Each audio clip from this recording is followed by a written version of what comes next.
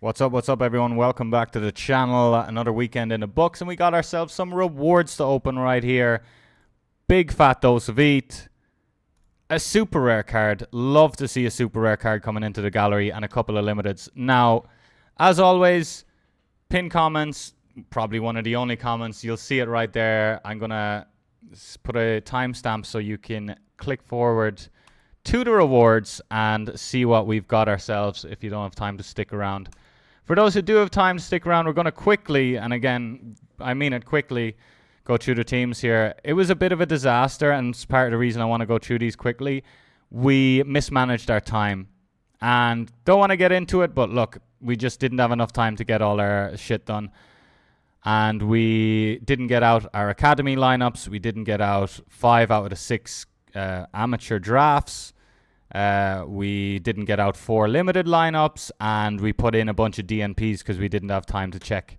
So Koulibaly breaking our hearts right here. This was like, I did about 4 limited lineups with like 60 seconds. It was just like, sorry, I probably should have thought that was going to do something, but yeah, just spamming the left click when I was filling out those teams. And this is what happens. So we get a tier 4, but a very bittersweet one. Challenger Europe Limited, big hitters. This is a lineup that at least I tell myself that I probably would have lined out anyway. I could have done a bit of research and known that Sorare were going to play very cagey and try and I don't know. I'm not going to sit here and pretend like I know, but I know they're newly promoted, and sometimes newly promoted teams have that kind of cagey defensive tactics so that they don't get pummeled. Moving on, really love my new signing, 6'8". Tall, white, and handsome. Vanja, Serbian utility for days and months and years and decades. Most expensive card I've bought in, probably all year. Ludovic Ajorc sadly not getting playing. We could have ran a rare card in this lineup, but mathematically with this boost, if Ajorc starts, and he was projected to start, if he gets a goal, and he's 6'6", like. You'll always hear me go on about like tall players in my gallery. But yeah, he's good for AA. Jules 1, target man, takes the ball on the chest, passes it off, attempted assist, passes in the final third. I like him. And look, he hasn't really proven that he's as good as I think he is. But he's capable of these big AAs plus decisives, but yeah, that maybe it's all in my mind. Maybe I have some bias towards him because I love tall footballers so much. Frankfurt, the defensive stack, and we have Pacho, who's newly signed for Frankfurt as well. I've been really, when I've been doing my lineups, I've really liked to see my defensive stack options for Frankfurt. I think they've been getting a lot of good fixtures, and they have that European. They've got some very good European fixtures for the midweek as well. And here they are in my, at least 2 out of the 3 of my Frankfurt defensive stack was ran in Bundesliga Pro Limited with my new Jonas Wind card. When Denmark were playing San Marino, we brought in another Højbjerg copy. We brought in Christensen for Barca. And we brought in Jonas Wind, and they banged against San Marino. And now I could sell the cards for like $8 total profit, which is great ROI. But I might sell my Højbjerg second copy, but really liking the utility. Really liking just having Jonas Wind. I think he's a great player, and could have an amazing season. He's could be top scorer in the Bundesliga, aside from this man, obviously, of course, Harry Kane. Big favourite to get the top scorer. But moving on, Challenger Europe Rare. Cordoba with a great fixture, and I kind of just... I say I had a vision that he was going to get a score like this. It was pretty fucking obvious, because Cordoba, as much as he's been a little bit dry on the decisives, he's always putting up the AA, and this is a fixture where I was just like, he's due a decisive. On paper, he's going to get a decisive because it's an easy fixture. He's always drops the AA. So it was like I knew he was going to drop like an 85 to 90. And he did, and sadly Sobolev probably cost us because, I love Alexander Sobolev and all, but just couldn't do it. Just couldn't get it done. I'd love to go off on a tangent and look at his scores. He's very prolific when he gets going. who knows what's going on there. Second Division Europe Rare Pro. Everyone showed up, but they didn't do much. Like everyone just scored 50s, aside from Lucas Zidane. And I will go off on a quick Lucas Zidane tangent because it's great to see this guy dropping some clean sheets, or at least a decisive he got in a previous game. And if you're an owner of Lucas Zidane out there, this guy's and this is an easy fixture on paper, but Lucas Zidane has had a lot of easy fixtures on paper. And he just has not been getting those clean sheets, you know. Why is it only showing one fixture here? I mean, this is great and all, but from this 22, like, here's might be a better visual. Like, look at all this. There's a lot of good fixtures there on paper, you know. Eibar home to Las Palmas. So, yeah, a bit of a dry patch. So, 2 65 pluses in a row is great to see for Luca. If one of our super rares got on the end of a decisive, if anyone in the team got on the end of a decisive, that's a reward and a tier 3 rare reward. But just before we move on, Jordan Lefort, and you got to take note of these things because the score isn't everything. The score isn't everything. And it was the same. This is how I knew Pablo Ruiz was a monster, because Pablo Ruiz was dropping 35s with minus decisives. And people would look at Pablo Ruiz dropping these 35s with negative decisives and just be like, oh, it's a 35. I saw Pablo Ruiz dropping 35s with negative decisives, and I'm like, dang, that's impressive. I want to buy Pablo Ruiz now. And he did bang. Pablo Ruiz might be a bad example, but I mean, he's not. He just got injured. It's unfortunate that he's injured. Sorry, you might be hearing sound effects here. We are starting a poker session after this, and one table has popped up, so we are starting a poker session, I guess, during. It's all right, though. Lefort with the minus 20 from the 4 goals conceded. 60 passes completed for a 5-pointer, 11.6 possession, even some very, very respectable 6 points from attempted assists and penalty area entries. Jordan Lefort, lads, great card. Went from Paris to Angers. Looking for big things. He's going to be my defender in this, like any fixture. Lefort, week in, week out. Expect to see more and more. Super rare reward coming in from our Cap 220 super rare. I mean, what can I say? I call my team the Cap Masters. I call my gallery the Cap Masters. And maybe a slight error here if we're being super results oriented, in that we didn't run our 4-man Vallecano stack of EC and Lejuan super rares along with Dmitrievski and Alvaro Garcia. Alvaro Garcia not used at all, and he drops 100. I nearly sold him recently as well. Kind of lost my patience a bit with him. And look, maybe I'm right to think so, but this fixture was pretty good. We used Easy Pazlon in our Cap 240 super rare that you'll see in a moment. Wallace dropping a 60, which is like it's like him scoring 120 for his standards. I'm trying to get rid of him. I would not recommend you buy him off me.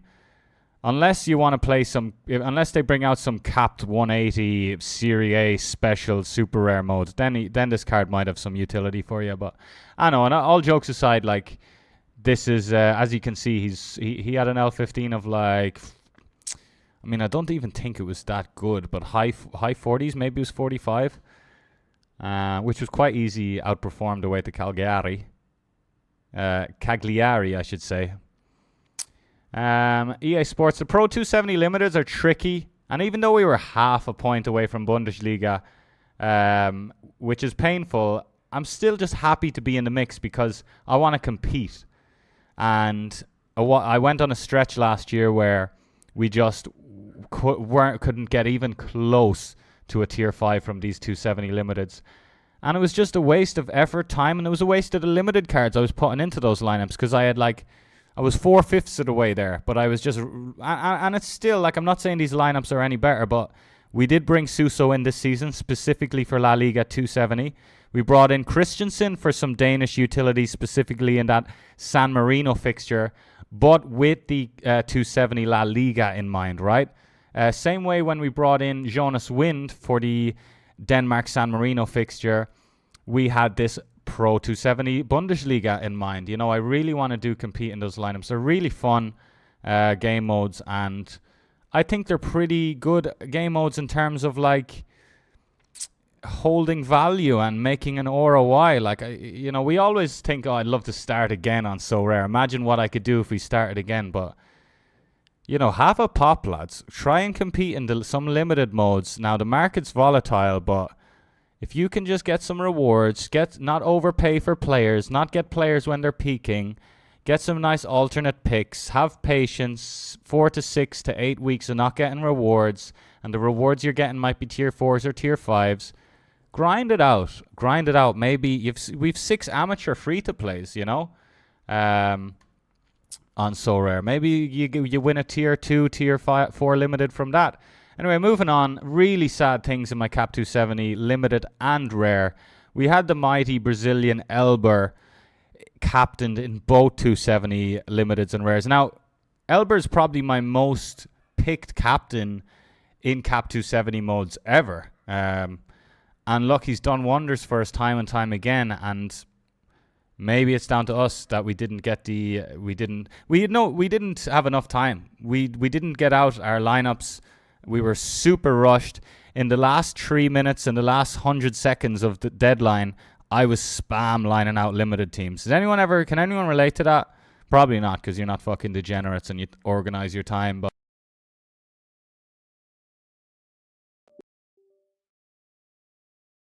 anywho, moving on. I do have some mic issues. Excuse me if the mic cuts. Champion Asia Rare Pro. Not quite doing it. It was fun to play my Middle Eastern cards of Fabinho and Ruben Neves, even though, like, every time I get to play Sadio Mane, he just scores 36. Every time I've played Alex Telles, he just DNPs because he's injured. Koulibaly right at the top of it. My best scoring team of the whole weekend had Koulibaly standing strong in it, or sitting strong on the bench in it. So yeah, the whole Saudi stuff. I'm more pro Saudi than your average white Western dude who's like, I'm jealous of Saudis.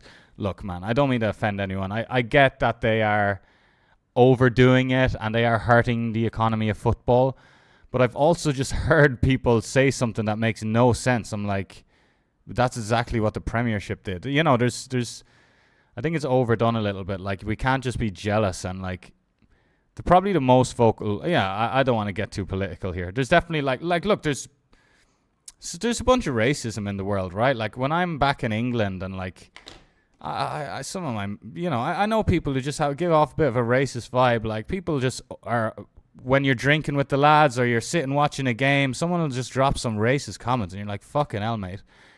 But, like, so you have to take it with a pinch of salt. Like, everyone complaining about Saudi, there's what percentage of the British population are racist, right? It's like, or what percentage of white male football fans in England are literally racist? And I know the percentage is low, but relatively it's probably a good 2 to 4%. So then a lot of people are most vocal about the Saudi thing. I don't know, man. They're just like, sorry, that might be completely just nonsense, but I don't know. I can tell. I kind of know which one of my mates are a little bit racist, and you might say, Sven, why are they your mates then? But look, they're the most vocal about the whole Saudi thing. That's my point. Fucking never mind all of that, and I guess just, the whole Saudi thing, cut them a bit of slack, The Saudis are fucking great. Power to them if they want to build up this amazing sports industry over there. Maybe they're doing it the wrong way, but, like, do you understand all the other countries in Europe, how they've felt towards the Premier League all these years? Like, fucking get with the program. So, Serie A Pro Limited, we are looking at 70 points away. Not even close. I mean, yeah, we were just spamming these lineups. We couldn't really get much done. Champion Asia Rare.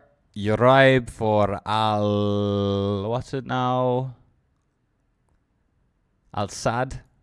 Good fixture on paper. How many minutes did he play in the end? 90, full 90. Good to see. The Nagoya Grampus stack losing away to Avispa. And we don't have Mateus anymore because, again, speaking of Saudi, he's gone over that neck of the woods. Champion Europe, we had Clinton Mada, which was a kind of spicy pick at home to Le Havre and Le Havre, whatever you pronounce it. Didn't happen for us. Danilo scoring a 44, which is like him scoring a 12. Gundogan captained and didn't even play. I guess rested for the Champions League or something like that. Great to see Osalu playing for Madrid, although sad to see Vinny out injured, of course. This was actually my strongest lineup on paper. Armani with like huge clean sheet probability. Kai Wagner at home to Cincinnati. Our captain Hector Herrera at home to St. Louis. Joseph Misic, this was like 70% win likelihood for Dinamo Zagreb. Barini at home for Sampdoria. I was expecting my first ever podium, and we couldn't even get top 3,000, let alone top 3. So, Cap 240, we were 9 points off the threshold. We had a double fixture for Kwashvili, and we had a couple of Georgian boys. I didn't really notice that, the Georgian duo. But yeah, Valery Kwashvili had the double fixture, I believe, and which was quite nice. And I feel a bit hard done by, to be honest. You know, long story short, we got scammed. But shit happens. You know, these Napoli boys. I have had the thought to sell Osimhen. But also, every time I watch him play, I lose that feeling to sell him. Last team is under 23 rare. One of our most prioritized lineups. I can't scroll down. Jesus Ferreira scored a 48 over here. And yeah, just a really great team on paper. Misfire and Chelsea. Enzo. What's going on?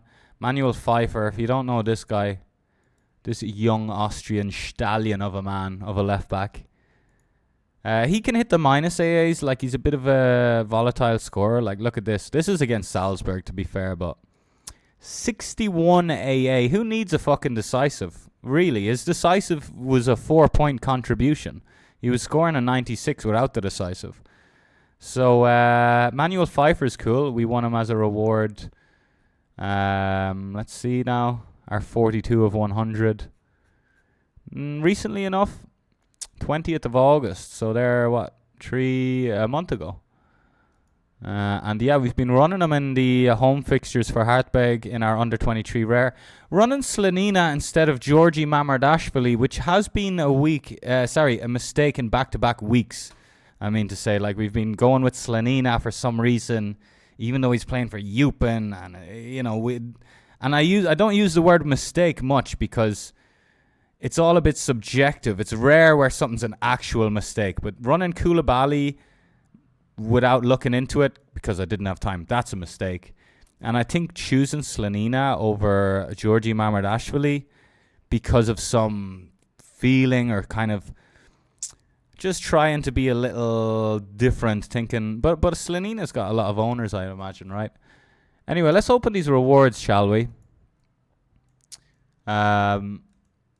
Let's open them up. First, the $200 of ETH. Cha-ching. £161, 68 pence. 0.1217 ETH. Some soul coins. How many? 6,000 to 8,000, I imagine. From the weekend. Maybe more, maybe less. What the fuck? 5,700. Tier 5 limited. These limited cards. Let's just, it was a fucking shit show. It was a car crash. Train wreck. My limited lineups, let's just take what we can get. We didn't deserve anything, really. We deserved to not get a single limited reward. But we got Julian Goles, another Austrian. Speaking of mighty Austrian defenders, law of attraction, I'd call that, Under 23 as well, looks like. New season card. I think it's 3D as well. What happens if I click nothing? No jersey mint. 32 of 1,000. 32 is my favorite number. A little side note. Julian Goles. Let's spell this wrong twice. Nice. 29. 29. is a low score, but these are newly promoted to the Austrian League. I see. I didn't know what was going on. Blau, I should know what this pronunciation is. What? I shouldn't have dived into that. His limited is... It's mad how close the price is between the limiteds and the rare. Anyway, look, he's 23 years old. Let's just see where he takes us. He's the tier 5 now, of course. That's all right. We don't deserve anything from these, from like... You know, we weren't competitive. Okay, Console Sapadaro. Yoya Asano. Yoya. Welcome in. Yoya. Asano. Sapadaro. Sorry, Sapporo. Welcome in. 26-year-old, $2 value on the card on the tier 4 limited. I'm interested in the A and the double A's. And let's have a little look. He does look like a decent little cap 220, cap 240 limited option. Okay. Ex-Sanfrecce Hiroshima player. That's cool. I mean, look, man, a decent patch of scores here. Let's investigate when this was. Going back about to here. I mean, if you look at this, he's playing near 90 minutes, scoring 2 goals. Goal. He plays up front. That kills his AA clearly. Goal, small AA. Looks like minus AA a lot as well. Okay, I'm not sure how I feel about this guy. Moving on to our super rare lads. Come on now. Not a defender. Thank you. Ooh. My mate's a big West Ham fan. Thomas Suchek, man. Let me look into it here. He's probably just... You know, this is pretty cool. I'm pretty fucking chuffed by that, man. Let me see. I'm expecting him to be just in and out of the team, though. Dude.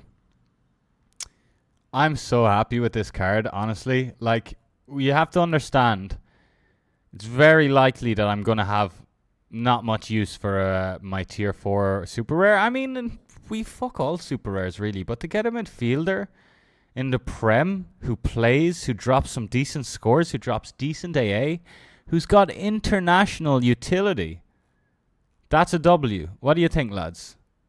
What do you think about that? I'm sure we're going to see some 40-plus AAs in that anchor defensive midfield role. We don't. And when we do see some good AAs, it's really good fixtures. I like him, though, man. We do have Jefferson Lerma, super rare, who's kind of a similar card, similar scoring card, puts up decent AA.